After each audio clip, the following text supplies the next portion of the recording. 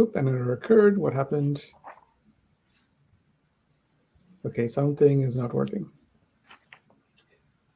Hi, everybody. My name is Yogesh Chavda. I am the founder of Y2S Consulting, where I support businesses in AI and marketing, as well as on brands that operate in stigmatized industries.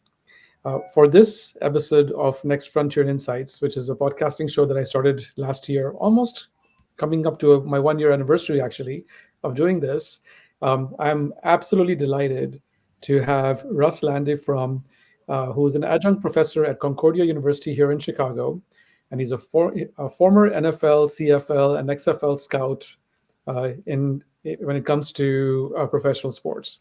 So I invited Russ here because he's got a lot to share. He's an online talent for numerous TV shows and radio shows. So Russ, welcome to the show. Thanks for having me, Yogesh. It's great to actually be able to chat about this and sort of lend my slant to how the athletes have to brand themselves.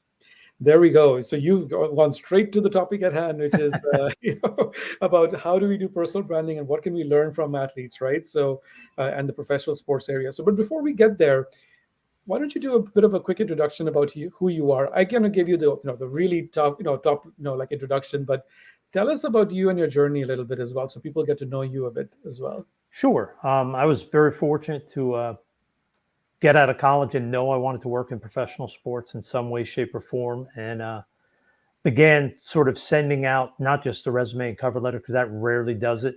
You have to separate yourself. So what I did is I put together a draft guide, sent it out, and fortunately, within a year, I had an internship at UCLA football.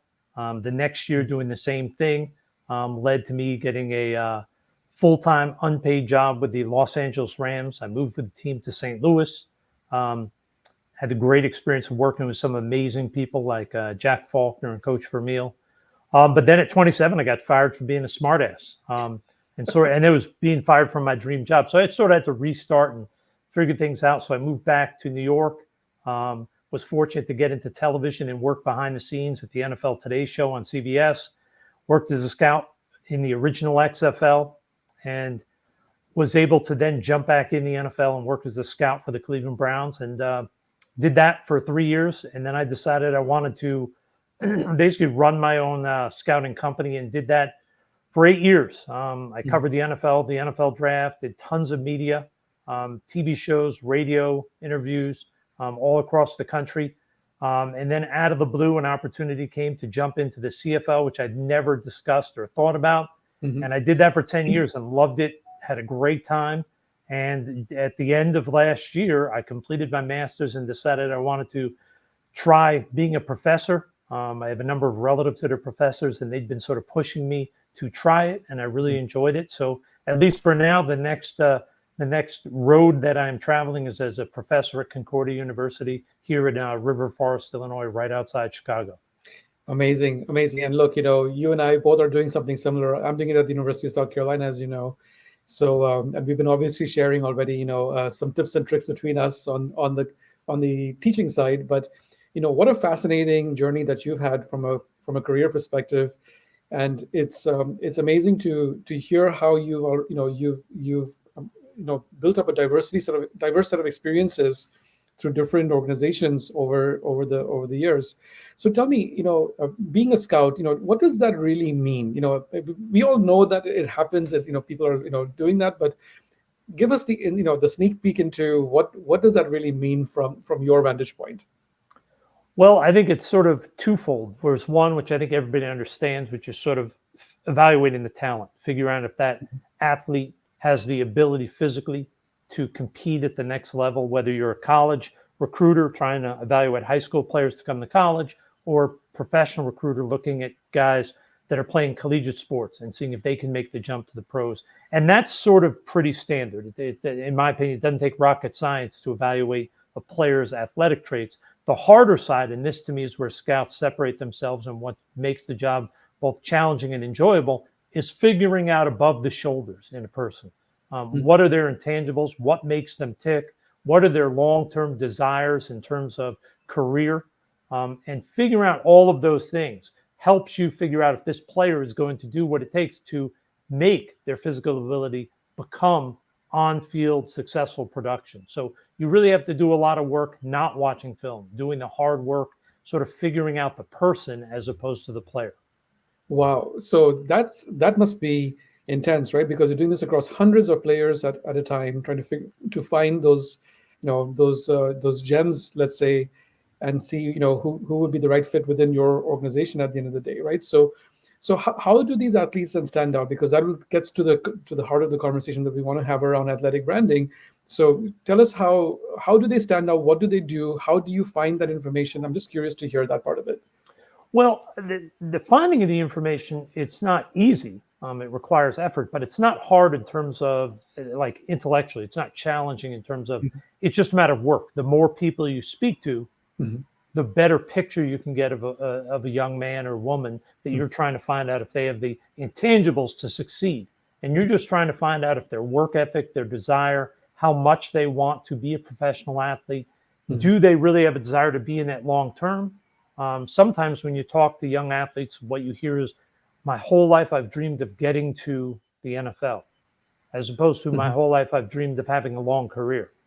And that triggers you to say, oh, I better do some more research, because it sounds like once this kid gets paid and he can buy his mom a car or his dad a car, he may take his foot off the pedal. So figuring out what it is about the young man or woman that's going to allow them to either succeed or fail, that's key. And what the players have to do is they really have to figure out, hey, not only sort of what brand, but sort of what is the face I want to put for myself? What do I want to be known as? And I think unfortunately a lot of young, whether it's high school or college athletes, don't know that that's an important thing. Mhm. They don't understand how important their image is. And I don't mean just their public persona, but what they do when they're in the building, how they treat other people, how hard they work, how committed they are to the team. Those things matter. And I think a lot of young athletes don't understand how important it is, because oftentimes they're recruited and chased just because of their physical talent. They don't realize that to succeed at the highest level takes more than just physical talent. Mhm. And a lot of time they're late to develop that. So it makes it harder for them to really develop a brand until they've grown up a little bit and matured, unless they have somebody like an agent or representative who can help teach them, because all of us at 18, 19, 20, we were all young and dumb. That's just the reality. So sometimes these athletes at 18, 19, 20, like I was when I was in college, we didn't know anything. But to have Mhm. somebody who can sort of be that person you rely on to say, hey, here's how you want to set yourself up. You want to be viewed as clean cut. You want to be viewed as the hardest worker on the team, the toughest kid, the kid who thinks team first as opposed to himself first. Mhm. Get somebody who can help you understand that's the brand you want to sell. It can't be sort of undisciplined and just throw everything out there. And that's why a lot of these young guys, they just don't know how to do it, because there's been no training, unfortunately, for these young people. Mhm. No, that's fascinating, because I would say that it doesn't only apply to athletes; it applies to everybody. Like Mhm. like you said, 18 and 19 years old, we don't know what we don't know. We have no idea. We have no idea, right? Well, they think they know, but the reality is that they don't, right? Especially for those of us with a little bit of gray hair, you know, we Well, I can impart one of the things my dad always used to say to me, and I thought it was sort of ridiculous, but as I've gotten older, it made sense. He would always yeah. say, the older you get, the smarter I will become. And it's very true, because as I've gotten older, I realized a lot of things I thought he was completely wrong on, he Mhm. was 100% correct on. And I think for young people trying to figure out what their brand is and how to get that brand out there, Mhm. I think they need to rely upon, hey, who are some people who have done it in the past? And it Mhm. doesn't mean they have to speak to them, but even just doing the research, because now research is at the tip of all our fingertips with Yeah. computers or phones or whatever. If you want to find out if you're a basketball player who wants to have a mentality of being a sort of a cutthroat competitor on the court, but a character person off the court, you can go look up, well, what are things that players like Kareem Abdul-Jabbar and Mhm. David Robinson, what did they do? How did they carry themselves? How did they set their brand up? How did they Mhm. differentiate themselves? You have a great opportunity now to learn from others past, because Mhm. everything's so available as a way to figure out how to brand yourself. So perfect. So let's start going through the process now. So number one, you're saying there has to be some sort of research that the student has to do or the athlete has to do. Look at prior examples, benchmark, and see, what practices they were doing, And importantly, what should they adopt or embrace based on those kinds of learnings? I think is where you're going, right? Kind of thing.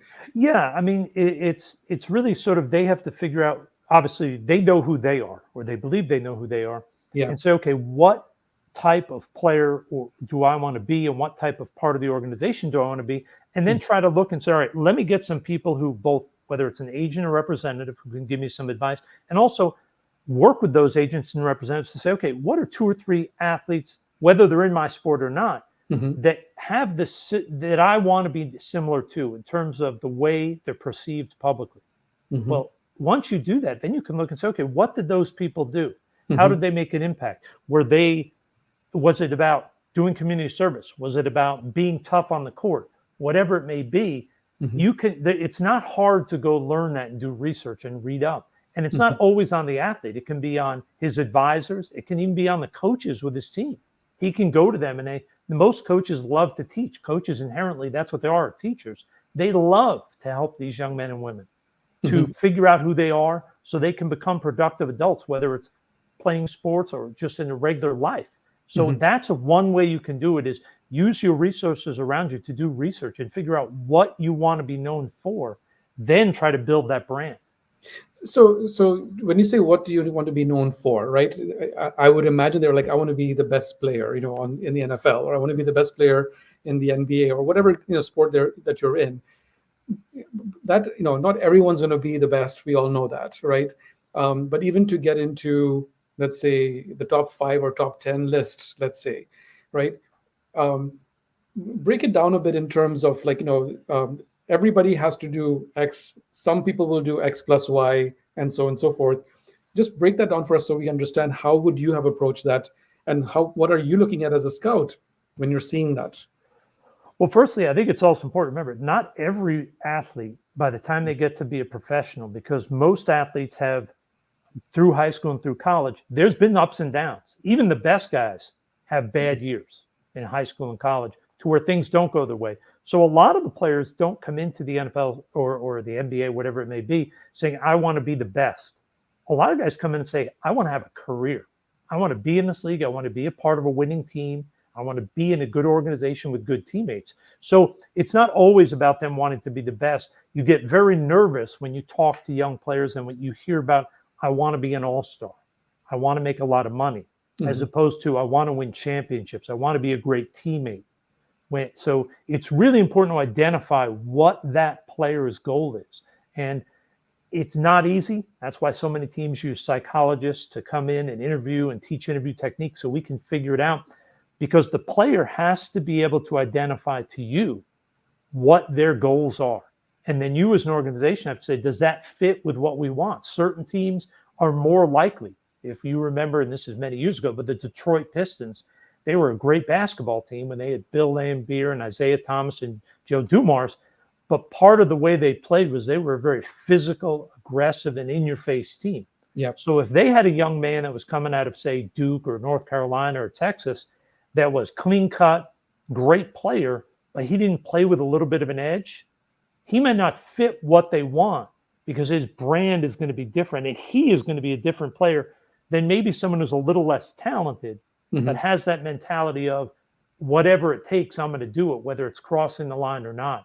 So Hmm. your job as an organization, as a scout, is to figure out where is their mentality. Because without figuring out their mentality, it doesn't mean he's not good or bad, but you don't know how he's going to fit in your building. And that's where the branding is important for a player. You want to try to create the strongest brand that's also the most sort of expansive in that almost every team would love it. As a Hmm. player, you don't want to narrow yourself to, oh, I'm only this type of guy. I'm clean cut. I never do anything that's on the edge. I'm super like sort of straight and narrow. Well, a lot of teams are going to say, hey, that's going to be hard for you to succeed, because to be successful as a professional athlete, there's going to be some aggressiveness. There has to be a little bit of nasty to you. So where do you fit? So your job is sort of that player and the people that are helping him is to build the most diverse brand so that it can be the most teams would be interested in you. Is probably the best way to say it.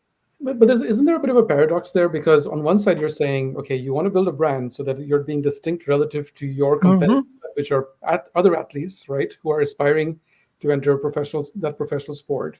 but then you also want to be broad enough so that you're appealing to more than one or two teams. So Well, what you how can does do that though, work? and when I say that is your brand can be, hey, I'm known as a tough player, highly competitive. You want all the great leadership intangibles Okay. aside from just being sort of a clean cut player.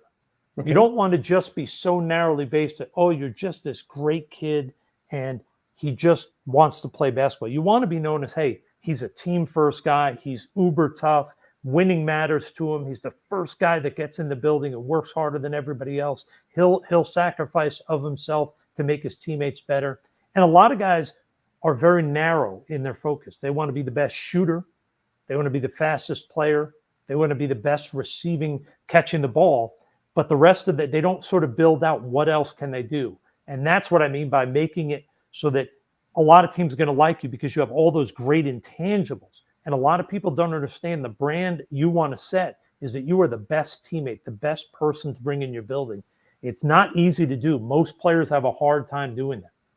Amazing. So to build that out, right?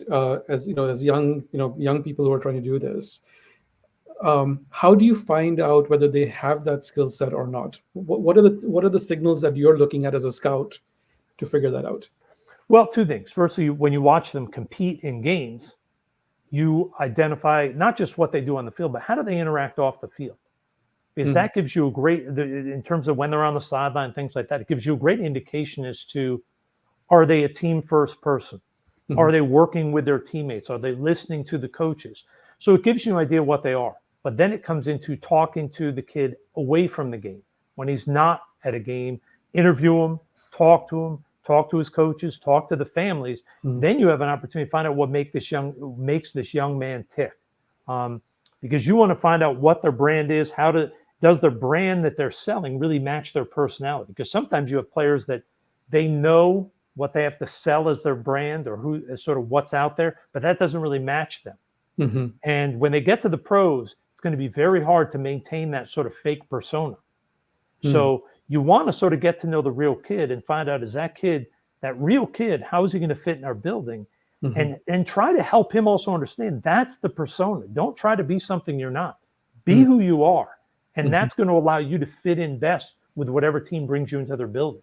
That's an amazing insight because I think even if you just step away from professional sports for a moment and we just talk about the rest of us who are non-professional sports players, but we are in the professional world, right, in the corporate world.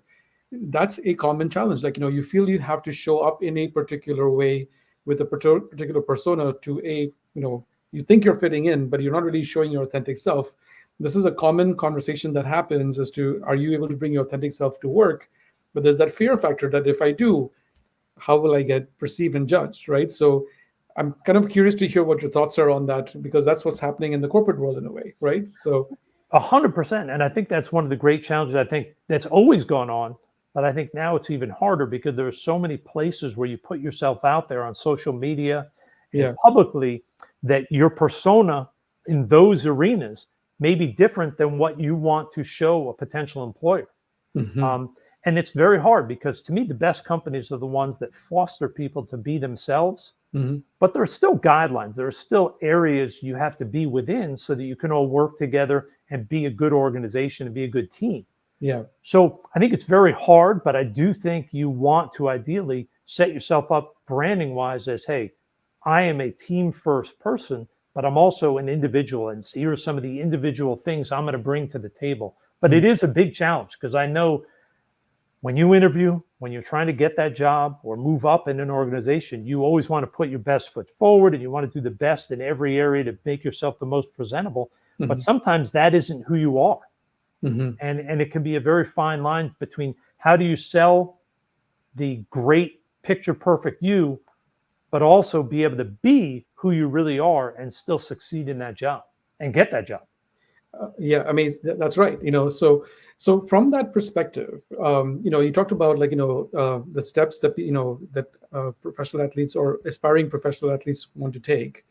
Um, what are the common challenges? You mentioned a couple of them already, but I'm just curious: are there other challenges that they also face as they're trying to build that persona up where it's who they are, and it doesn't matter with their personality or not. That's one big one that could be a challenge. Are there other challenges as well that you've come across that have raised your eyebrows, let's say? Oh, well, there's 100%. There's a number of different challenges. Firstly, sometimes, and Yeah. this is where sometimes athletes can be their biggest enemy, is sort Mhm. of they have a brand that they've sort of got their brand shape that they've determined with their agent, with the representative. This is our brand. Mhm. But when they're not sort of in uniform playing the game and they're outside of the building, they don't behave in the same manner. Mhm. And it drags their brand in a different way. And I'm not saying they behave badly or bad or good. It's just dramatically different. If you Mhm. have an athlete whose entire persona is, I'm a wild man on the court, I go all out, I do whatever it takes, I'm sort of crazy, and I don't tuck my shirt in, and I scream at my teammates. So everybody loves that sort of wild man image. Yet when you see him walking around off the court and you see him doing commercials, he's doing stuff for the local library, and he's wearing glasses and sort of carrying on sort of the intellectual persona. Not that it's bad, but it'll conflict with the brand he may be trying to sell. Mhm. So it's important the athlete understand, hey, if this is the foot that myself and my representatives have determined is the best way to go forward to sell myself to be the most successful athlete, Mhm. then I need to make sure I carry some of that over into my off-field persona in terms of how I act. Mhm. Um, Also, differentiation for the athlete in the terms of the branding can be very difficult because unless you're a star player, a lot Mhm. of times you don't get much publicity. So Mhm. how do you make your brand known without being a jerk, without sort of fighting for the attention? Mhm. It's very difficult to get that out there. And especially, I say, for NFL and NHL players, because they're wearing helmets. So it's even harder for them to sell their brand and differentiate because Mhm. unless those star players, no one knows who they are. Right. Um, and one of the other challenges is, do you as an athlete want to brand yourself and sell yourself to the market you're in, as opposed to sometimes the rest of the league in the professional sport? And a few examples I would bring up are, there's a player named Brad Marchand with Mhm. the Boston Bruins, and two players the name will ring a bell, but the Kachuk brothers, who are Yep. both playing in the NHL, Yep. their home teams love them because they're Mhm. elite players, but they play way beyond the edge. They are known as players who take cheap shots, who do things that are probably right beyond what you would want when you play them, but Mhm. their home team, their organization, their fans love them. Mhm. So are you comfortable being that persona and that brand? Or are you the type of player who says, you know what, even if I want to do that, that's just not me. I can't be that. And that can be very difficult. What do you sell to your home sort of fans and brand and organization that can make you sort of a local hero, Mhm. but can also make you an enemy around the rest of the sport?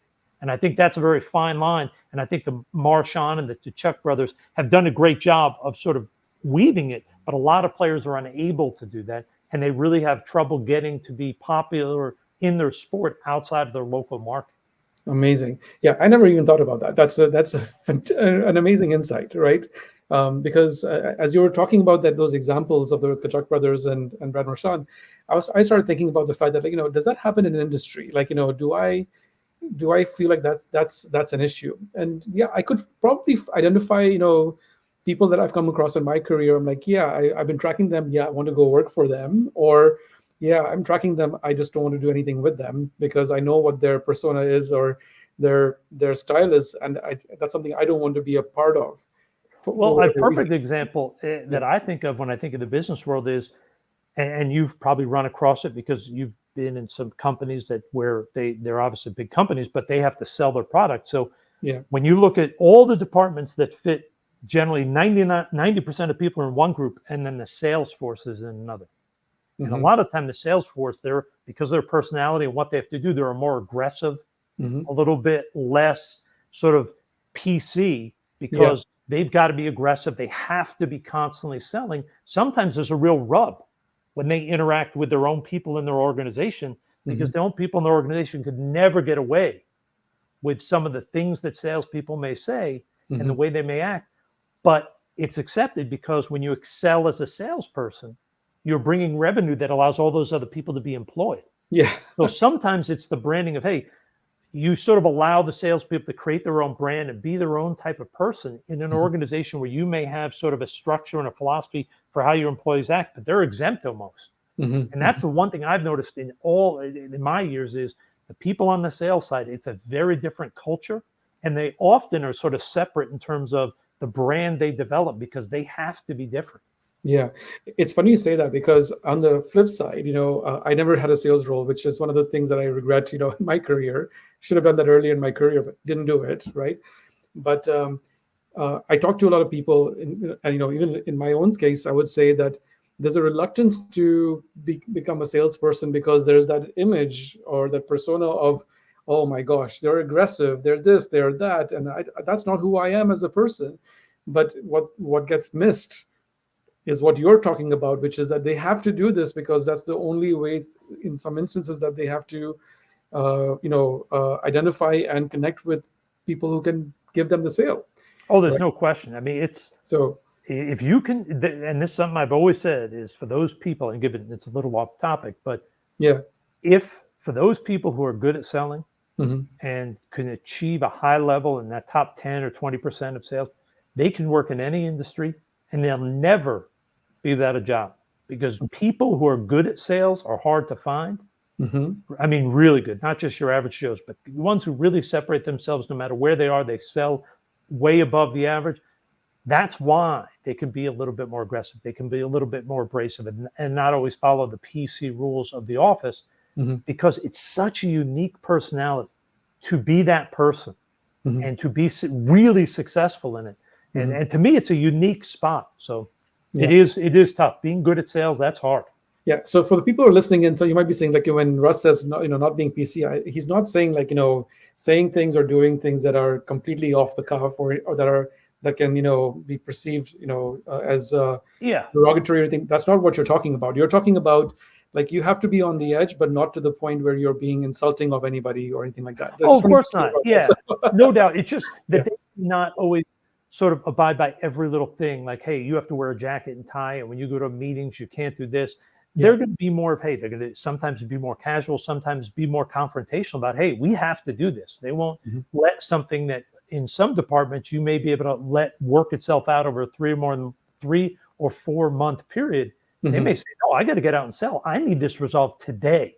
So Right. they may be a little bit more about, hey, we're not going to wait. I can't sit there and wait for 4 people. I need it answered today. So they may be a little bit more, I don't know if the word's confrontational to get that decisions done, but it's Mhm. not about crossing a line where they're going to be a bad employee or do something Exactly. to Yeah. upset people. It's just that they're going to be more aggressive in how Mhm. they do things because they do have time crunches. They Yeah. have to get stuff done. They can't wait for things to happen.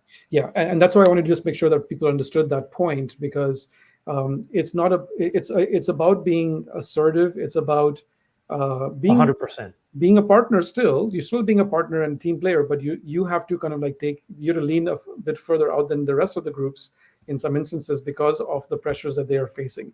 Exactly. And it's a place where, there has to be sympathy for that group as well at the end of the day, because of the the the pressures that they have and what they're being held accountable for.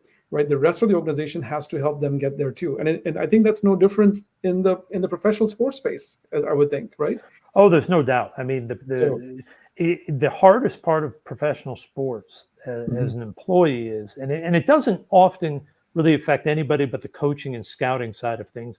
Yeah. But literally, you could have one player get hurt, and that could lead to 30 or 40 people being fired, which means 30 or 40 families having to uproot and move to other cities. Mhm. The rest of the building doesn't have to worry about that, but it does make it a very tense and uneasy um, environment at times because there's always that question of, are we going to be here long term? How long are we going to be in this city? Which is very different than most careers. Most people, whether they're in their one company for a long time or many companies, usually stay in the same city because there are enough jobs within their industry to be Mhm. able to stay there. But the pressure, yeah, in professional sports is crazy in that respect. Amazing, amazing. So we've talked a lot about, professional sports athletes and how they have to think about branding. So if you were to now, like, take a step back and say, as a scout looking at, aspiring athletes who want to become professionals, right? what kind of personal branding tips would you give? So, and I would imagine that this would also cross over to other people as well. But I'm starting with that with your area of expertise in this case. So, I think the biggest thing you want to find a way to get across mhm, to potential teams and employers is that to you as a person, the most important facet to you is being part of a winning organization. mhm, Um, it's not so much about personal success; it's understanding that if the team succeeds, you will succeed. mhm, Um, and if you can do that when you're in college, and trust me, when you go to schools, you can identify the players where that matters. The players that are regularly making sacrifices for the team, mhm, that carries over. So I would tell them to do that. And also, one of the things, and I think we all have to learn this in our life, and athletes get the opportunity sometimes to learn at a younger age, is sort of to be coachable. And I think all people in all companies, the more coachable they are by their bosses, it helps. But for athletes, if they can show that they can adapt and that they can handle constructive criticism and take that and internalize it, get better and do the work to get better, as opposed to, like many people, and I know I've been guilty of it, get defensive mhm. when there is constructive criticism, Yeah. and either lash out or don't do your best to overcome that. That's one of the great things a young athlete can really show teams is, hey, I can handle hard coaching. I can handle being told I'm doing something wrong, and I'm going to work to get better. If you prove that you can be a great teammate and you will do what it takes to be coachable, those two things in and of themselves will probably put you at the front stack of winning all the tiebreakers when there are other players with your physical skill set. Those two traits are vital amongst all else. I mean, being smart is wonderful, being able to learn is great, but the reality is there is a reason that great coaches succeed, and that's because they can coach players that are rocket scientists and that those that really struggle to learn. Great Mhm. coaches can make it work for anybody if they have a desire to be a great teammate and if they are coachable. So Mhm. those two traits are what I would sort of stress to young athletes. You want to make sure your brand incorporates those two traits above all else. Amazing, amazing. So, if you could now jump back into the rest of the world, what would that translation be in your world from your vantage point? You mean in terms of how would it show up in terms of my side of the scouting world or just the Yeah. overall world? No, the scouting world. Well, I think that the biggest thing for me in terms of what I've learned over my career is to learn when it is important, when it really matters to voice an opinion about whether it's a player or a decision you're making in an organization, and to learn when there are times when this is not a battle worth fighting. That sometimes you need to understand where it matters and where it doesn't, in terms of fighting, because you never want to be known as the thorn that everybody sort of expects to be negative about every idea and is Mhm. challenging every idea. They want you to be the person that is generally regarded as a positive team first player, and when needed will be a guy who will be sort of the devil's advocate. But you don't want to be that all the time, because if you start being the guy who's going to fight for the other side every single time, Mhm. they stop taking you seriously. So for me, that's one of the way, if you're a scout or if you're in a front office of a sports team, whether it's professional or college, you want to be known as a guy who is a team first guy, but who is willing to voice an opinion on important matters, not on stuff that really doesn't matter, because you don't want to get known as sort of that negative guy. That's incredible because I can't tell you how many people I've worked with, and I probably was one of those people myself, early in my career where I was kind of like, fighting every battle and falling over my sword on every single issue when I didn't need to do that. And through a lot of hard knocks, I learned that, oh my gosh, like, why am I doing this? I'm making my life so much more harder, and I'm losing so much credibility when I'm doing this. Is it even worth it? So that's 100%. I've been through the same exact thing, and it's a hard lesson to learn. it is, it is because it requires you to rethink your behavior patterns. It requires you to rethink what's important to you. You And know, that sometimes it requires putting your ego aside, yeah, because you that's may know you're right on a small issue, but it's like, yeah. is that issue important enough to where I'm going to upset everybody who is so sure they Hmm. want to do this? Sometimes you got to say, you know what? I'm going to leave it to them. And I'm not going to bring it up. Or if I do bring it up, it'll be, hey, I think your way is right, but here's another option. So if they Mhm. know there's another option, but that you're not going to push it and shove it down their throat. That's so interesting because coming up through the ranks of consumer insights and market research, I grew up in an organization where you know the message from leadership was this organization, the market research organization, has to be the objective voice inside the organization when there are conflicts happening or on doing something, whether it's launching a new product or a new campaign or whatever. What is that voice of the customer or the consumer that can help sway that discussion, because there'll be people playing out their agendas, right? So when I played that role, you know, um, you can advocate what consumers are saying or customers are saying, but at the end of the day, it's not your decision. Somebody else is making the decision. And where I had to learn the hard way is that, yes, you're asking me to be the objective voice, but then why aren't you listening to me? Was my first reaction. But then it was a question of, wait a minute, it's not actually about that. It's actually about influencing.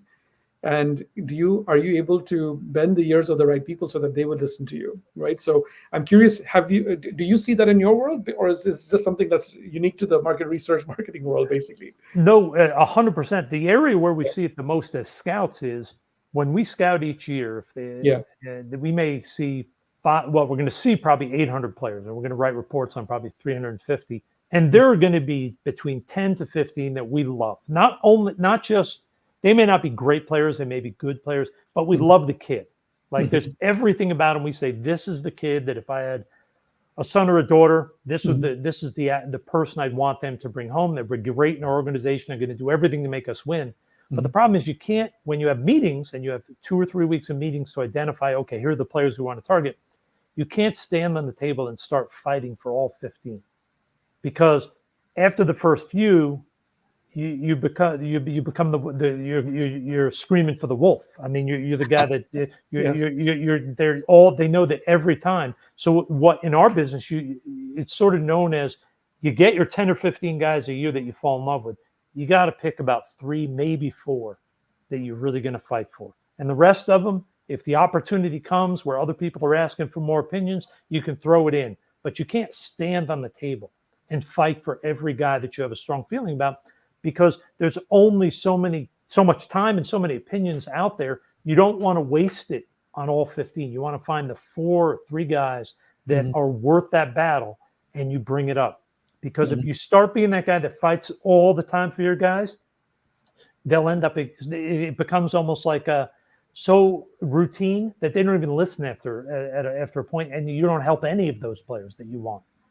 Well, and I think that's an important thing, right? Because as a candidate, right, or in the pool, for you to stand out with the scout and for that scout to advocate for you, what you said about winning organization and being a team player and being coachable becomes even that more important, because if you're completely convinced as the scout, then that's going to make the determination whether you're in that small pool of 3 or 4 that you're going to go fight for and advocate for, or you're not. 100%. I mean, I still remember there was a player that I loved, and loved his character, loved everything about him. And I was debating, okay, is this going to be one of the guys I fight for?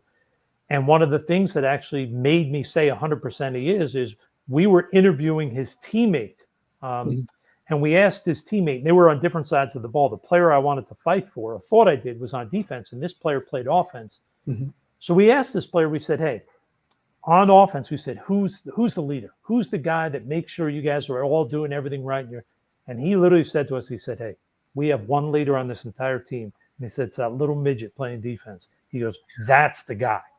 He said, this is the guy. He goes, he's shorter than all of us. He's tougher than all of us. He's smarter than all of us. And he's the best player in the building and the best person in the building. And when I heard someone who's not even on the same side of the field, he's not even playing defense with them, that he's going to stand up for this short little guy who no one would look at in terms of as the leader of offense, because he's a defensive player. And for him to battle for him, I thought, wow, that's something. That tells you the respect this young man must have amongst not just the players, but the coaches and the staff. And it was true. And I ended up standing on the table for this kid, because he was everything you want in a young man. He was literally the epitome of what you would want to bring in your building to represent your organization, whether it was a football team, the Mhm. US Navy, or Nike, or whatever. This is the type of young man you want to represent your organization. Wow, that's a great story. So, I wouldn't be surprised if people are going to say, "Hey, is there somebody that we know as a professional athlete that you may have scouted for or anything?" Would you? I'm going to put you on the spot here a little bit. If you don't want to share, I understand, but I'm That's just fine. curious. You mean in terms of like what player or? So, yeah. Mhm. I mean, I've scouted. I mean, when I was at the Browns, I scouted the whole Midwest. I mean, I covered from Iowa, Minnesota, the Dakotas, all the way out to Montana, Wyoming. So, I Yeah. mean, I was covering the whole 9 yards. I remember scouting Tom Brady. I Mhm. remember scouting so many players. Bob Sanders, safety from Iowa. Mhm. Some great players. I actually scouted a player, ironically, from Iowa, who was an offensive lineman. And then Mhm. when I moved to Chicago, who do I bump into? But I bump into him when I'm house hunting. And we've now become good friends, and Amazing. just sort of ironic. Yeah, but I've been fortunate to scout probably 10 or 20,000 players over the course of my 20 years in this crazy business. Amazing, amazing. So just gonna keep moving on a little bit further. I want to just touch on a couple more points. The world is changing. We're seeing a lot with social media. That's obviously one big thing that helps with the personal branding side, of course, or helps and hurts, I would imagine, right? Yeah, exactly. How do you view that? Let's start with that question first. Well, I try to view it as two things. First, I think it's very important to Hmm. understand that these are, like we talked about, most of these athletes that are being considered for college or professional, they're young. Hmm. So even if they do something and make a terrible mistake on social media, it's important if you're evaluating the young man or young woman to see if Hmm. they would fit in your organization. Yes, you don't want to see them put things out there that are way across the line and belligerent and things like that. But it's also important to say, okay, what they put out there on social media this 1 or 2 or 5 times was terrible, Hmm. but let's get to know the person, because a lot of people do dumb things when they're young. Hmm. And let's make sure we get to understand the whole person. So social media, no doubt, can hurt players. 100% teams look into what they're putting out there. They want to know Hmm. what they're doing. What are they being smart about how they're presenting their brand? Hmm. But at the same time, the smart organizations will not automatically eliminate players for doing stupid things on social media because, like I said, 18, 19, 20-year-olds do stupid things. So you need to go and find out about the young man. I've come across so many young men Hmm. who, and a perfect example I can give you, I won't name the player, but there was a young man who was a senior at a college in the Midwest. He's ended up playing over a decade in the NFL, been a team captain, great young man. But he was at a school where, for whatever reason, the school and the local police department were at odds and were for years and still are to this day. This player went to a bar that was known as sort of the hangout for the team. And he went there and he was 20 or 19. Hmm. And he went there and he drank Hmm. underage and he got drunk. So, as a Hmm. smart young man did, not the drinking part, but he left his keys with the bartender and he walked the 2 miles back to campus.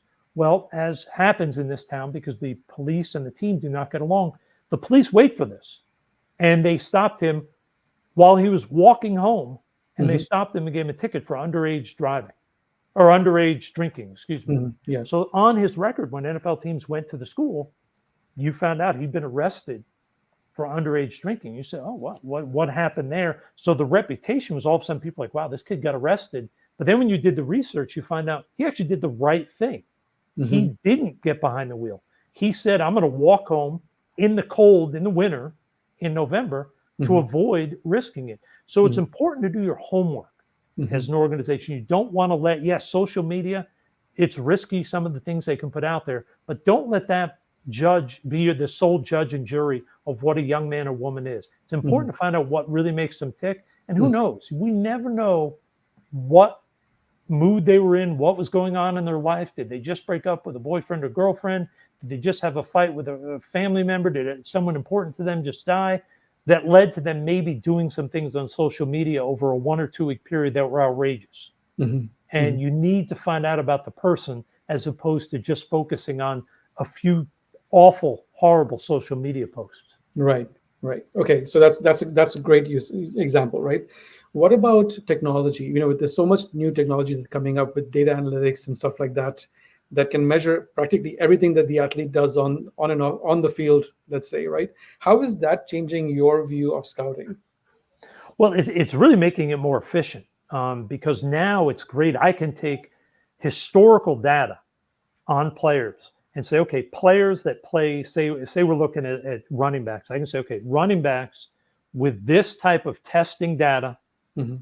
historically don't work out in the NFL. Now, it doesn't mean I'm going to say we eliminate him because of that, but it's a red flag that puts you on notice that, hey, every player with these numbers has not Hmm. made it. Or maybe the production numbers he has fit in perfectly and say this guy does have the production that points to success at the NFL level. Maybe we need to look a little closer at him because we don't have really good grades. Hmm. A close friend of mine who runs the administration and the analytics for an NFL team, what he always talks about, and he and I really agree on this, is if you're an organization, and I'm sure this is the same in the business world, that bases every decision just on the data, you're probably going to be wrong. But Hmm. if you're an organization that also bases all your decisions on gut feels and instincts, you're probably also going to be wrong in this day and age. That may have worked 100 years ago, but it's not going to cut it now. And he and I always talk about you want to have your knowledge base shaped by learning about the player, watching film of the player, watching games of the player, but use the analytics and all the different tools that are out there, Hmm. whether it's the wearable technology so you can judge how they're moving, whether Hmm. it's production metrics, make yourself more efficient. That's all you have to do is become 3 or 4% more efficient in evaluating players, in evaluating injury history, in evaluating their learning ability. And if you just become 3 or 4% better in all those areas, all of a sudden, as an organization, you're going to make yourself 5 to 7% more efficient as an organization evaluating players coming into your building. And if you do that, there's a good chance you are going to be ahead of a number of other teams that are not working in that manner to become Right. more efficient sort of in every area. That's amazing because people don't necessarily think about it that way in terms of how you're driving the efficiencies. Even like a 1 or 2 or 3 or 4% increase can be a game changer. It's No pun huge. I mean, intended. what this the same guy tells me every year, and I don't mean to cut you off, but one of the things that they use as sort of a great test is every team in the league gets a list before the season of here's all the players in the country that are in college, that are seniors, that are going to be prospects. And Mhm. what this team does is they run a metric based on college production on all the players that didn't make that list, the ones Mhm. that weren't good enough. And they run it also on height, weight, and speed, just basic numbers, and say, okay, what players that were not put on this list have the production or the height, weight, speed that historically pointed to players making it. And they usually find about 35 players that they will add to their pool to be evaluated. Now, Mhm. most of them end up being rejected Mhm. because they were rejected once already. So the odds are they're not good enough. But it's a way to make sure no one slips through the cracks. So Mhm. it's all about finding ways to just become a little bit better. You don't Mhm. have to do something that makes you go from being like an 80% to 96% efficient in one move. You go from 80 to 82, then 83 to 86. Mhm. Slowly you grow and become more efficient. That's all it's about. You don't have to reinvent the rock or the wheel. All you got to do is be better. Just get a little better every year at this. Yeah, and that's a great insight because young people who are entering the workforce, and especially when they're early in their career, think that they have to know everything and they have to deliver everything from day one. That's not the case. You have to learn, you have to grow, and what you're describing is exactly that trajectory that you just grow by 1 or 2% every year. You're gonna be better off, as a consequence of that, right? So 100%. I couldn't have said it better. yeah. So I know we're coming up almost up at time. So I have one final question for you, which is that through their entire conversation, we started with your history. We talked about the different dimensions of how the personal branding happens with athletes. We talked about how from a scouting perspective, what's important to you and how you've actually evaluated and advocated for players, right? And even we talked about towards the end about the role of technology. Is there something I have not asked you, but that's still at the top of your mind? You're like, you guys, people need to know this.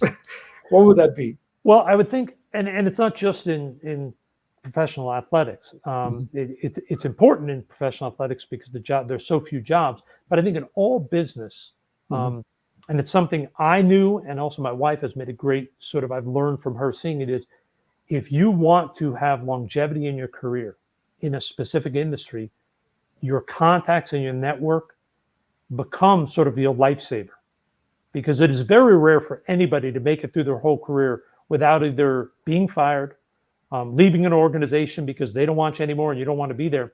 Mhm. And when those things happen, having those contacts and that network that you can reach out to, that can often be the difference between your staying in that industry and finding a new role. Mhm. Or if you don't leave an organization, you just want to, or aren't being pushed out or fired, but you just want to move up, Mhm. building that group of contacts. And it's not just about having a list, it's about constantly maintaining those relationships. And one of the things that I do in my industry is I have a list of all the people that I consider close enough that I consider them not friends, but acquaintance level friends. Mhm. Mhm. And anytime I see news relating to their team, the state they live in, I always just zip them a text. Hey, heard about this. So cool. Hope you're doing well. Great to whatever. Keep in touch, whatever. Mhm. Because you don't only want to build your network and rely on it and contact people when you need a job. It's very important to build those relationships to where they become friendships almost, Mhm. because those are the people that will stand on a table and go to bat to get you hired. Whereas Mhm. if you're only always asking for a job, they probably after a while are going to be sick and tired of trying to help you. Whereas if you build the friendship, they're going to go out of the way to help you anytime you ask. Exactly, exactly. You have to give, and you have to also be, take. You'll be able to take when people believe that you've been giving as well, right? So that's the critical part of that. Totally agree with that. Russ, this has Yeah. been amazing, my friend. This has been You a lot of fun. this is you've shared so much. You've got me thinking about a few things that I had not thought about. So I feel privileged to have had the opportunity to interview you for this discussion. So thank you so much for that. um, so the next podcast I'll be doing is on June 20th, where I'll be interviewing Raul Ruiz, who's the SVP of marketing at Instant Brands here in Chicago as well. And he's going to be talking about marketing specifically. And marketing is a broad topic, so you can say, okay, Yogesh, what are you really talking about with Raul about? Well, first of all, he's an SVP, so he knows as a leader in marketing, he can talk a lot about that, right? But more importantly, working for PE firms, it's a whole different ball game compared to working for a publicly traded company. So he's got unique insights on that, which I'm hoping that he can share with us on June 20th. Time, as always, is at 11 a.m. Central Time, Chicago time, on Thursdays. So see you then. Thank you so much. And Russ, thank you again for being such a gracious guest on my show today. You got it. Thank you for having me. It was a pleasure.